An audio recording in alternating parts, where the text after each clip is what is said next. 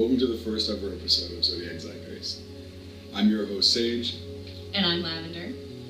And we're here to discuss all things astrology, psychology, spirituality, especially in relationship to media. We hope to get a lot out of this episode because I have a bit of a deep dive into a character from an all-time favorite kids show from my generation. We're talking about Adventure Time. Go and grab your friends. And specifically, we're talking about Princess Bubblegum, a character that is with us from episode 1 until the very finale. Arguably, the story is in some ways a lot more about her than about Finn, although I argue it's really about Ice King. Oh, it's definitely about Ice King. There's anything you know about Ice King is the character plot. Princess Bubblegum is very much a main character, a recurring character, and definitely by the end of the show, a very important one as far as understanding plot. So let us first start with a little bit of an astrological explanation. I gotta teach you a few terms, and then we're gonna come back to these ideas as we begin to unpack what I want to say about our character in this episode. So astrology mainly is a discussion of states of consciousness. Spirituality is seen from a bunch of different lenses depending on your belief system, your religious affiliations, your spiritual leanings. But for us, we talk about this very much in the realm of the psychological and in what we may call the psychic. Basically, what this really means, to put it simply, is a character or a person's change of mind matters when it comes to events, circumstances, relationships, and navigating personal, maybe even circumstantial problems.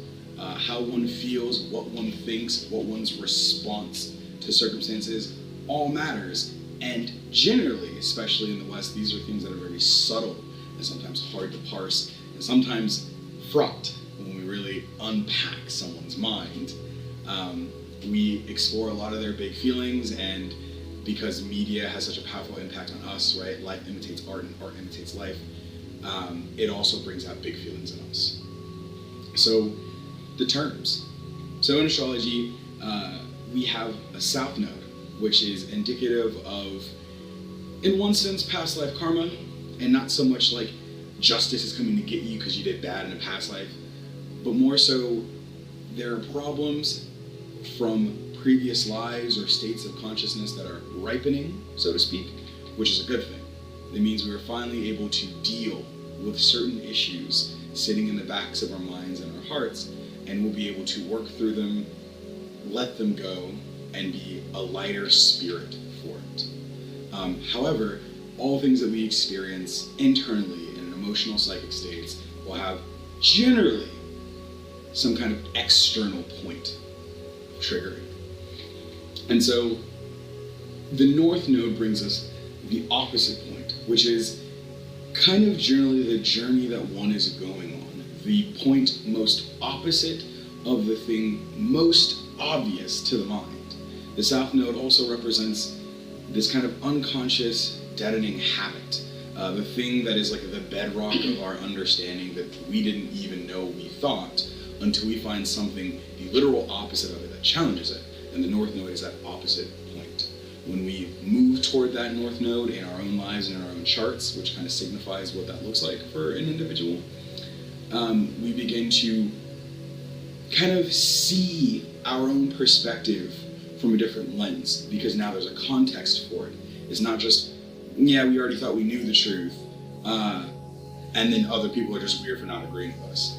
We begin to really see that our mind has a context the way everything else in this world does too. Mm-hmm. And so, while we don't have a chart for our character Princess Bubblegum in this episode, me and Lavender here, we couldn't help but talk about what themes her story and her character were going through. In fact, we paused so many episodes just to talk astrology about Adventure Time. So I hope to make some clear statements here because there's a lot to say. Yeah. We kind of ended up looking at her life through the lens of her, shall we say, soul-sucking bad habit. Yeah. And we were able to land on placing her as a Gemini South Node, which, if you have any idea about Gemini, even a pop astrology idea of Gemini, you know that Gemini is curious and studious and intellectual. Now, that might not be every Gemini you've ever met in your life. Don't get it twisted. But as a sign, these are its fundamental traits. And I think it would be hard to deny that scientist Princess Bubblegum is anything but curious and experimental, a researcher at heart, always. Absolutely. We'll definitely talk about this in context to some later issues she deals with further on. But if her South Node is in Gemini, that means her North Node is in Sagittarius. And so the intellectually focused, the research-driven, the very curious and quick-minded Gemini. We may even say occasionally a little bit heartless in the satisfaction of that curiosity. Or airheaded, by which it doesn't matter how smart they are, they're still missing the point. Yeah. This becomes opposed and meets its context with Sagittarius or Sagittarian energy, which generally tends to be about accepting that which one does not know and understand already.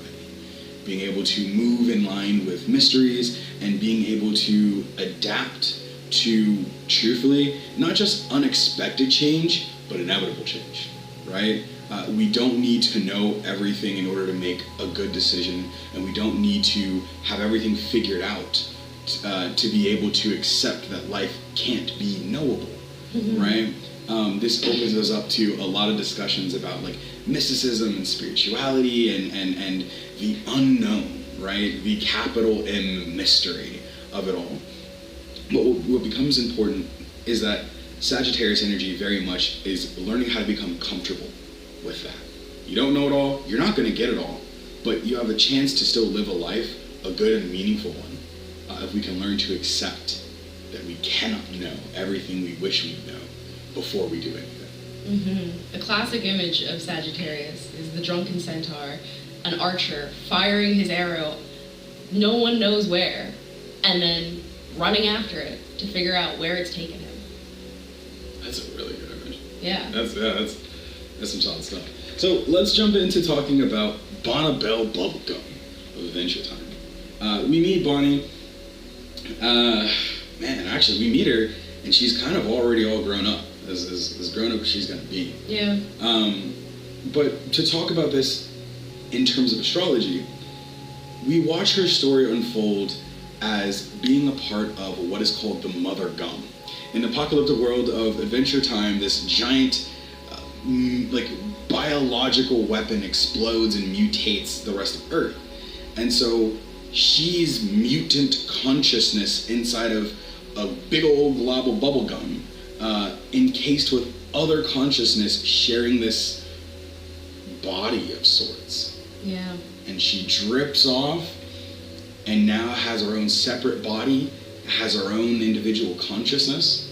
And I mean, she has a brother, but he drips off too. He drips off too. He's not super important, but he's kind of important. He does. He's a little bit impacted. So he's kind of important. Do you want to talk about it then? I would like to talk about Nettie. Okay, so I would say Nettie is important because while he comes from the same mother gum as Bonnie, he's nothing like her. She's very curious and explorative, while he's terrified of everything. He needs to be constantly comforted and soothed. And so while he seems irrelevant because he does not do or say much, because he has to be kept enclosed in a very safe space in the home, ironically, he's part of why Bonnie has a place to return to at all. But she's also alone in a certain sense, because he's not someone that can be communicated with, accessed. He cannot explore this new apocalyptic world with her. She is, in a lot of senses, alone while in company. And that's a reoccurring theme for her. Actually, yeah. This helps us kind of break into pretty fast what her story is and where it goes. So while the main plot, as you watch it sequentially, doesn't touch on the important parts of her backstory, we do get to see a lot when some of it's revealed. So with this loneliness that she experiences by being both beside Nettie and nothing like Nettie, longing for home, and feeling the loneliness from being separated from this hive mind, shared body kind of consciousness, well, her experimenting, her researching, her tinkering, her explorative nature has her fixated on what we later see as creating life. She is so lonely, she is going to then create life. And the first sets of light that she creates, she attempts to build direct family for it. Technically, she builds her pet first, Science, the rat. Oh, you're right about that. Science the rat. Yeah. Okay. So she makes a pet, and then she makes family. In this family she makes, we have Uncle Gumbald, Aunt Lolly, and Cousin Cheekling. And Cousin Cheekling. Yeah, they're characters. They're definitely a cast. They're definitely a cast. So what ends up becoming relevant about these characters, especially Uncle Gumbald, is that we see through her tinkering, she can't help but, well, express herself through her creations, which is no one's surprise. If you ever met an artist, you can't help but watch them put themselves in the things they create. What does it mean that it came from their mind and their hands? You know what I mean? And so we see kind of different parts of Bonnabelle in these three characters. We see Cheekle, who is sassy, humorous, and a little bit classist. That's very important. He figures himself kind of a man of the upper crust, we would say. Yeah, not so much above it all, but better than his lessers. Of fine taste, I would say, for sure. Yeah, noble without the, moral qualities of it all, truthfully. Not that he's unscrupulous, he's just unconcerned. We might call it prissy. Yes, a very prissy, prince-like character. Even his outfit, with the little, fluffy troubadour pants. Yeah. And then there's also Aunt Lolly, who we don't see a lot of her in her introduction, but we end up learning her to be kind of royal, regal, concerned about presenting a good face, can maintain and manage relationships. Honestly, for those who know tarot, very much a combination of the Queen of Wands and the Empress. Oh yeah, that's pretty solid. That's definitely some solid imagery there. For those who don't know, sociable, warm-hearted, nurturing, and real, fair as well. Yeah, like has a natural sense of power to her, but not in forms of domination or leadership, but of holding space, right? Resolve, grace, regality these are very important themes for Lolly. And then we have Uncle Gumbald, who's very much like a patriarch of sorts, like a king, wannabe king of sorts. And an evil scientist. Oh, absolutely. I mean, he's almost an occult scientist. I feel like that's very fair to say. And even that takes after, all of these characters take after Bonnie in different parts of herself. And one of the loudest ones that becomes relevant, especially with Uncle Gumbald, is ambition. Ambition becomes a really big deal. Gumbald is the one who has the idea to originally start a candy kingdom. He very quickly, after being created, gets to work on that. He's giving people roles, he's giving people tasks, he's drawing up plans and blueprints. He's making houses. Yeah, he literally builds a house. However, with this ambition comes a shadow side, paranoia. I wouldn't call Gumbald power hungry, but I would definitely call him concerned about being undercut. And so, while Bonnie built this to be family for her, very quickly this gets out of hand. She overhears them talking a lot of trash about her and how they're gonna undermine her and take over and enact their plans. And Uncle Gumbald has created this, what they call dum-dum juice. And he tries to pour it on her because she confronts them. I mean, first he tests it on Cheekle, tosses it on Lolly. Yeah, he turns against the rest of his family first, so she gets to watch it happen before, she finally confronts him for hurting her family, and he tries to turn on her. But she P shoots it out of his hand, and it spills all over him. Yeah, and they turn into characters that we see a few times after this moment, but they're very not relevant until like the very end of the story. Chronologically, chronologically before this moment, or after this moment, but in the show we see them before this moment. And all this time we've had no idea that they have a secret lore. Mm-hmm. Yeah, these are characters that matter at all. And so, now that they are all kind of like transformed into these kind of ridiculous caricature, dumbed down versions of themselves, they no longer take up much space in the plot of the show, but we watch Bonnie kind of become changed by this moment, right? She already feeling alone, already feeling to some degree not so much overwhelmed with care, but wanting to experience a love she knew and doesn't have, and wanting to then move forward by exploring this new world and studying and researching and learning. She gets lonely even more so. And so in her feelings of isolation, she decides she's going to take up that project and builds the Candy Kingdom. She gets to work. And throughout most of the show, we see her defend this Candy Kingdom, do missions because of this Candy Kingdom, but also in this very Gemini South Node fashion, spend all of her time holed up in this laboratory she's built, where she is constantly creating new forms of gadgetry, potions. She does not like spells. She does not like magic, and that's very important. Yes. She has a lot of pride of place about being a researcher and a scientist. And specifically that things must be tested and proven through a scientific experimental process, which we would call very Gemini. Oh yeah, it's very rigorous. I mean, some people may even throw in notes of Virgo in there. Yeah, if you are familiar with astrology at all. But the important part about the focus of this is that she is so consumed by her research, right? She is so consumed by her research. She's so kind of haughty and prideful in her intellect. And she has a lot to show for that. She has accomplished a lot of things. Again, we already see her create life. And when we meet her in the show, she's already built a whole kingdom that we're just introduced to and thrown into. There are episodes where we watch her quite literally take parts of some of her citizens who were who died during rescue missions or research missions or just trying to defend the kingdom from various events. And she forms new life out of them. Or even reclones dead people out of them. Oh yeah, that's so relevant. Yeah. And so, while I would not say she's trying to play God in any sense, which a lot of people may feel that becomes a relevant point, it's not super relevant, ironically. What becomes really relevant about this is that she is fueled by a lack she has yet to truly unpack. And in this, it drives her to try to control her reality through things that she can predict ahead of time.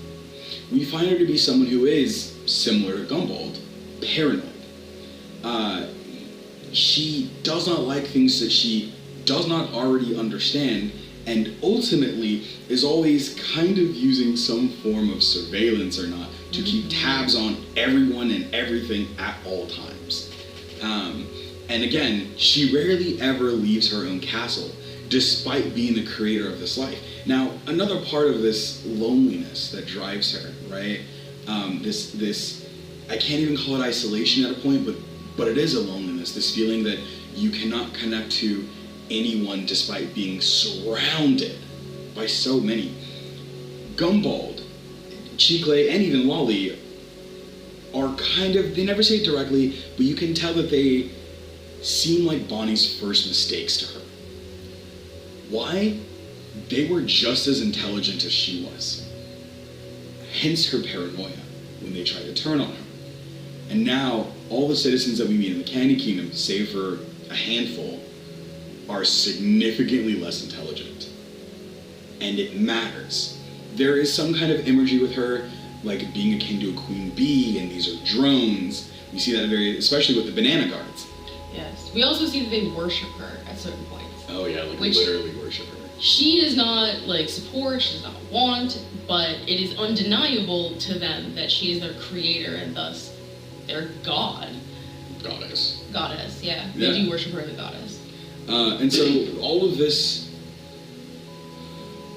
details matter.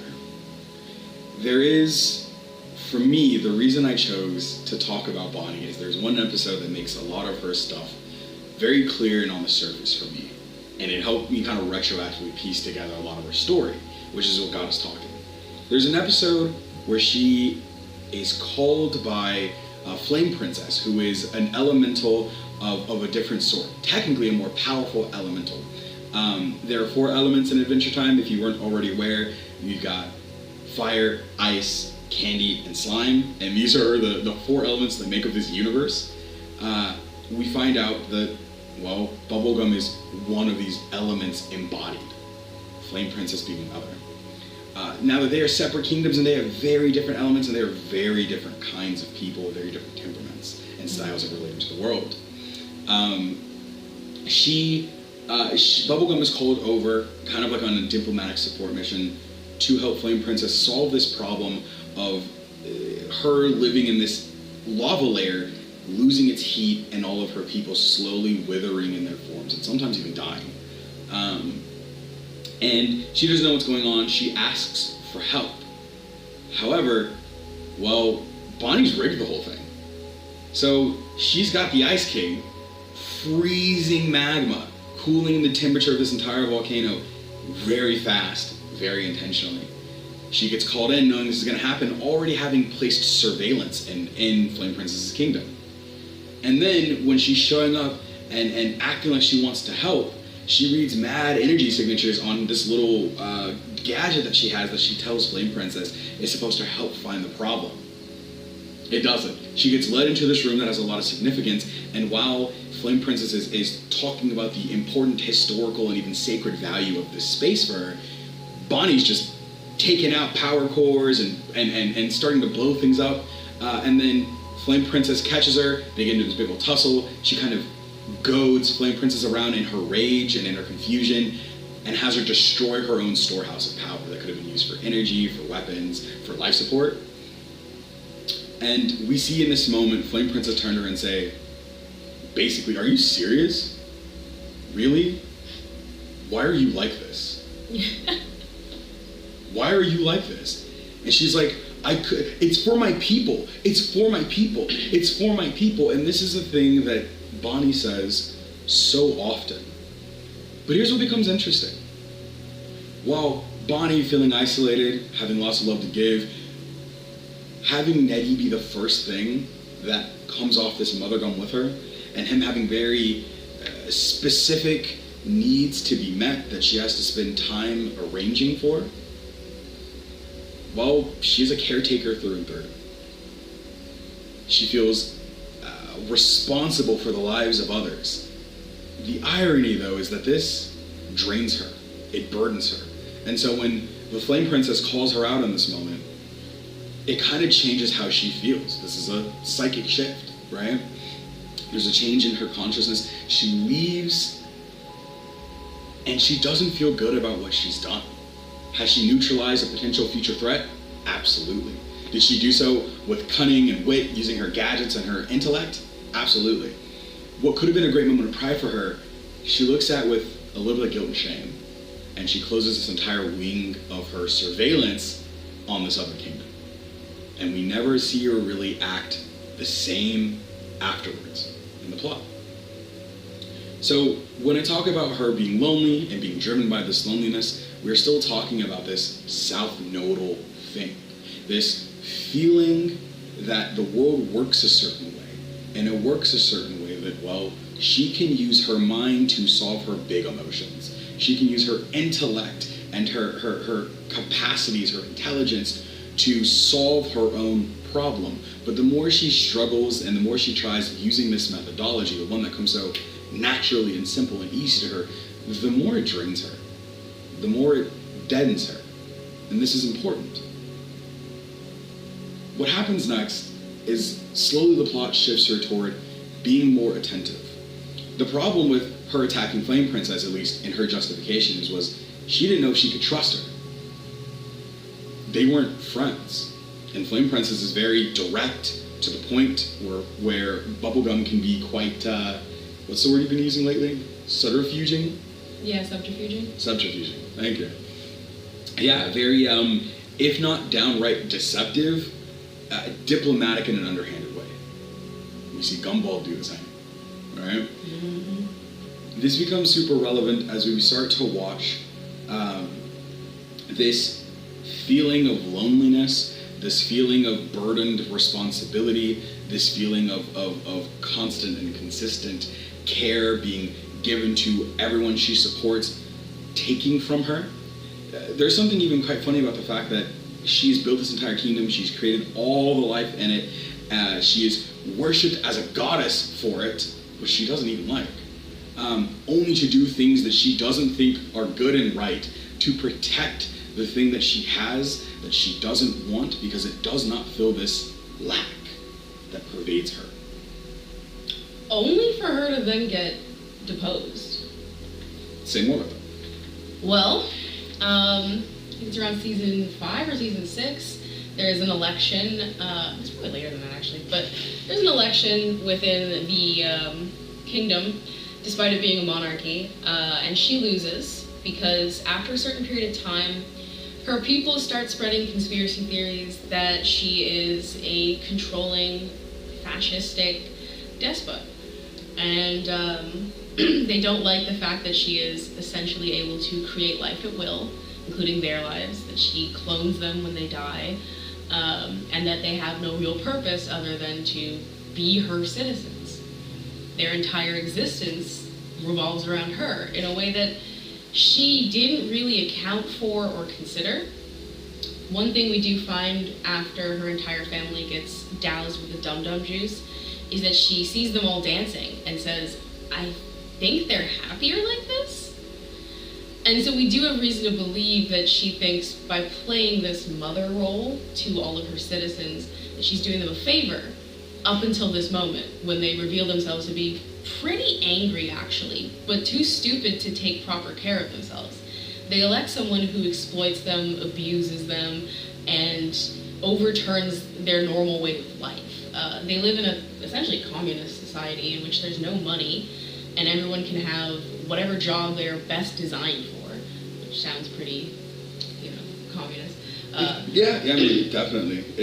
She's quite, as a goddess and as a singular ruler who's created all life in this space to do as she will with it. She is very much like but there's no currency. The economy there's not an economy. It doesn't function on people's labor necessarily meaning anything. They don't have to work. No, they're just roles that get filled because she's just doing this thing. And also because on some level they have a desire to do something. Yeah, if nothing else, serve her.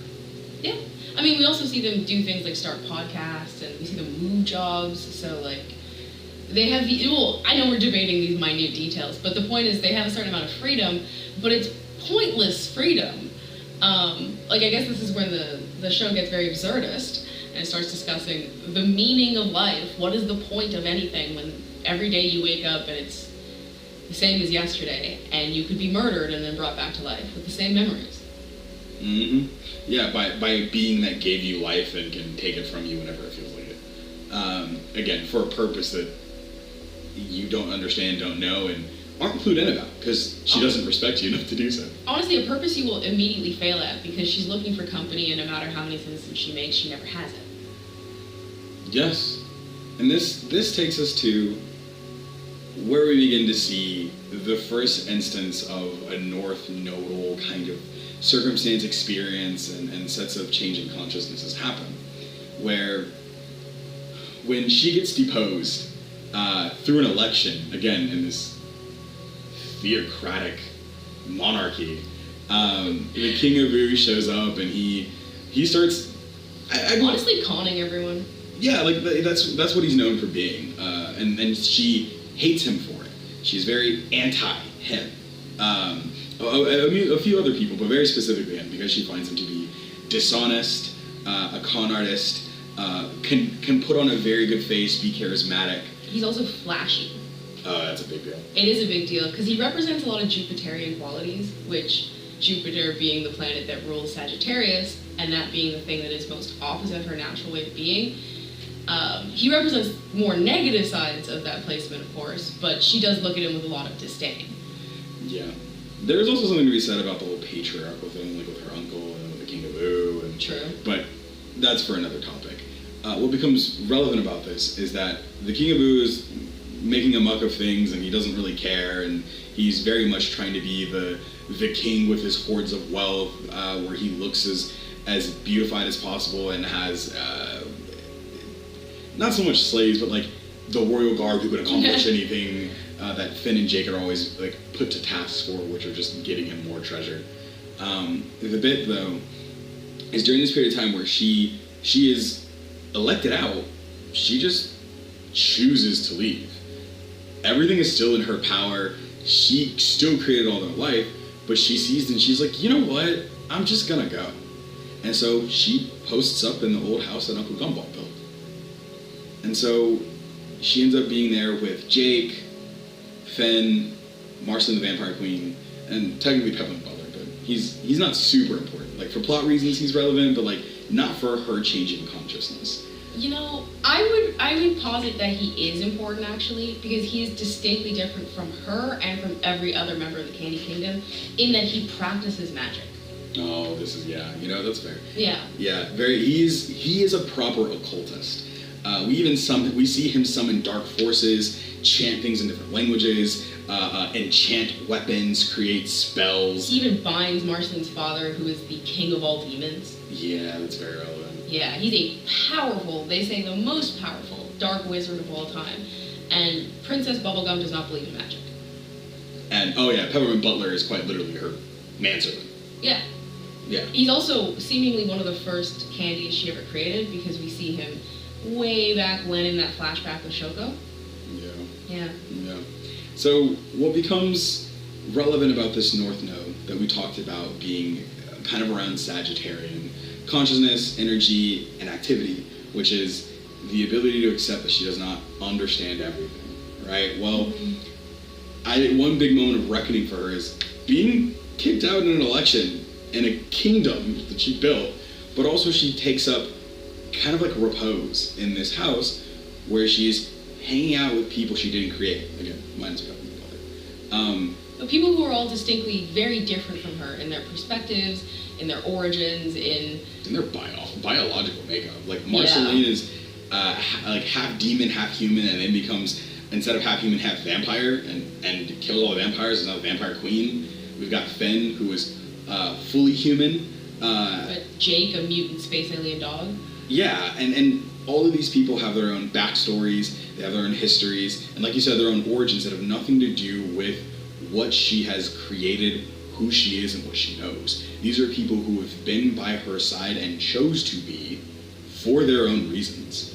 One of the things that we talk about in Sagittarius energy is, I like the term polyethnicity, which it requires the term is deep pluralism, which is an acceptance that, again, because we understand we will never be able to know the proper capital M mystery of life, of existence, the world that we live on, and we don't need to, we can come to accept all walks of life. In fact, we are benefited and better off by being able to exist in spaces where people who are nothing like us also hold space there, right? This isn't simply multiculturalism where all of our differences kind of just gets boiled down and we look different, but we're all really the same. No, we are very different, but that doesn't stop us from being able to have meaningful bonds, productive dialogues, and even be able to find ways to respectfully resolve conflicts. And even learn new ways of being or new things about our realities from each other.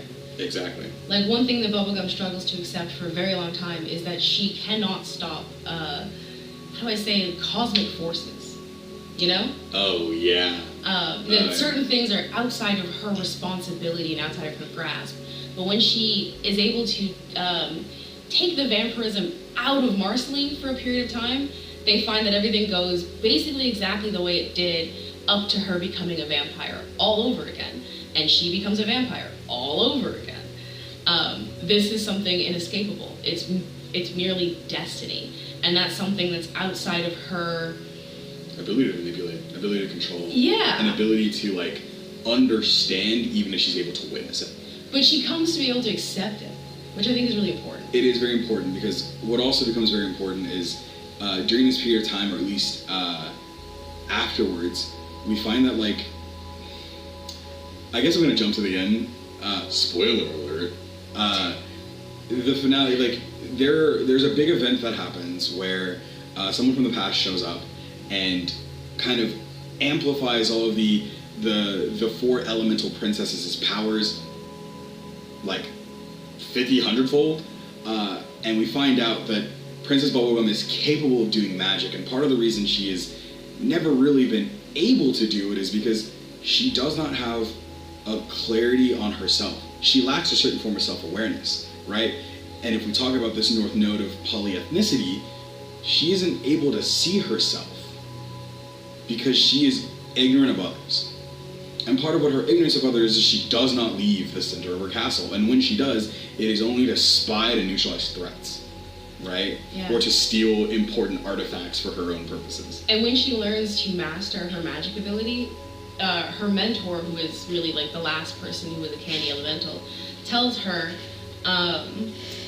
basically, you have to find your own perception of reality and use that to use your magic.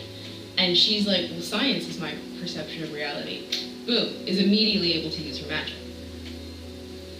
Once she realizes that the way that she views reality is through its constituent building blocks and not through maybe, say, shapes like other people, or colors, images, feelings, so on and so forth, she's able to actually get a clarity on herself and move forward. She's able to use magic pretty well, pretty rapidly. And it kind of changes who she is as a person now that she's accessing and unlocking these different abilities. What becomes a loud kind of crescendo moment about her character is some other very important plot stuff in the background that we're not going to tell you about because it's not relevant, happens, and these four princesses, their powers go haywire, and they're amplified so loud that they create massive problems in their universe, threatening the stability of it all. What ends up happening is we see Princess Bubblegum very, very, very, how do I say this, longing to be back in the mother gum. There's this kind of hypnotic mantra that she keeps repeating about, we love each other, we're in love, we exist in happiness together, is kind of the theme of it and the vibe of it. And we watch all of the people in a certain proximity to her become reduced visually into candies stacked on top of each other in the shape of their original form. Even Marceline, who is not made of candy at all, gets turned into marshmallows. And what becomes relevant about this, and let's skip to the end, where there's this big war that's happening after everything gets fixed. Gumball and Lolly and Cheekley are back. And Gumball hasn't stopped his desire to build a new kingdom. And so he's gotten to work on it, and they're gonna go to war. And so what ends up being shown to her through this whole process in time is that it is her in her reality that she keeps warring with. She fears and projects herself onto the world outside of it, assuming she already knows how it works. This is all very South Nodal if you've been following, and doesn't actually understand the world around her at all. She doesn't learn about it on its terms, she doesn't respect it for its existence, and she keeps running into blockages along the way. And the only reason she's even able to stop this great war from taking place between her and her uncle and all the citizens of her Candy Kingdom and theirs is by kind of being put in this psychic box through a spell that forces them to kind of work their stuff out. And while it's kind of a deus ex machina in a TV show that's animated, it's very important when we talk about astrology in these changing states of consciousness, where our internal perspective shifts, and it does so in relationship and in reflection to the reality that we've experienced. And so her North Node of being able to accept others and them, deeply knowing them being the remedy to her isolating, crippling loneliness, is such a loud and important point. And we see her driven to do so many things she is not proud of, she feels guilty about, and has no real, good feelings about when she really sits and unpacks it, because she's acting out of a lack of the things she truly searches for. But until she can come to self-awareness about that, she is back on our own bullshit, so to speak. That being said, this becomes really important when we start talking about psychology. Maybe you can already hear the impact of a story like this, and maybe you know people in mind who are kind of similar to this, maybe you've related to this as well. In some way or another, we are all motivated by a lack, looking for something. And depending on your age or your sets of experiences, maybe you've come to the awareness that, oh, what I'm doing has to change. Not because I'm morally bad and wrong or whatever, but because I do so much just to leave feeling unsatisfied from what I've done. Because the thing I really want for myself, like the desire that's underneath all the images that I think my desire manifests as, is still left unfulfilled. She creates life, casually throws it away, recreates it, reshapes it, steals from it, disrespects it. When building a kingdom wasn't even what she wanted in the first place. It was Uncle Gumball's vision, if you remember. And so we're going to slowly wrap this up with a meditation, which is, in what ways do you feel like you've been almost running in a hamster wheel? The only progress you're making, I don't know, kind of being or feeling a little bit hollow. In what ways do you feel like you've been moving towards something only to have it be ash in your own hands? Have you truly ever been able to satisfy yourself? And what circumstances provided you with the thing that you were looking for that you couldn't control giving it to you? Thanks for tuning in to Zodiac Zeitgeist. We hope to see you next time.